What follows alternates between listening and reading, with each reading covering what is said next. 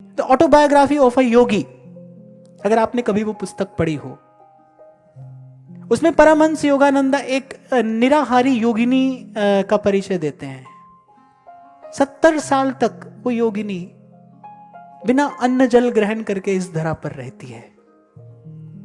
कहते हैं बचपन में बहुत खाती थी, उस समय बहुत छोटी सी अवस्था में विवाह हो जाता था। 12 साल की थी जब वो ससुराल चली गई। सास दिन रात ताना देती थी, कितना खाती हो, अपने पेट में ठूसती चली जाती हो। एक दिन चोट लगी और कहा कि आज के बाद मैं यहां का अन्न जल नहीं लूंगी। सब लोग हंस पड़े। कहते हैं बहुत करुण स्वर में उसने ईश्वर से प्रार्थना की।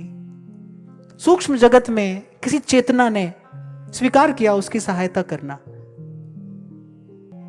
बड़े करुण शब्दों में उसने प्रभु से प्रार्थना की कि ये पृथ्वी जल तेज वायु आकाश, ये आपकी विभूतियां जो हैं, क्या इन्हीं के दिव्य आलोक से मेरी व्यवस्था नहीं हो सकती?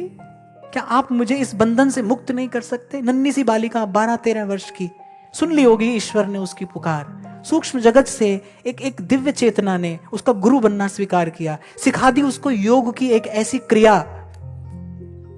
क्रिया योग की सिखा दी उसको कि उसके बाद जीवन भर उसको यहां से अन्न जल नहीं ग्रहण करना पड़ा।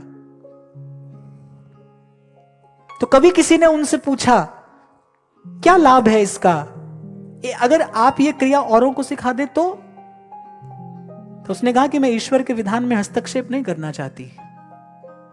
तो उन्होंने कहा कि एक अकेले आपके ऐसा होने का क्या लाभ है?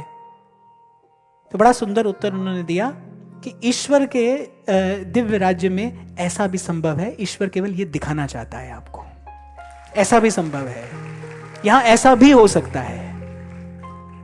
अब जैसा ढालेंगे अपने तन मन को, वैसा तन मन ढलता चला जाएगा।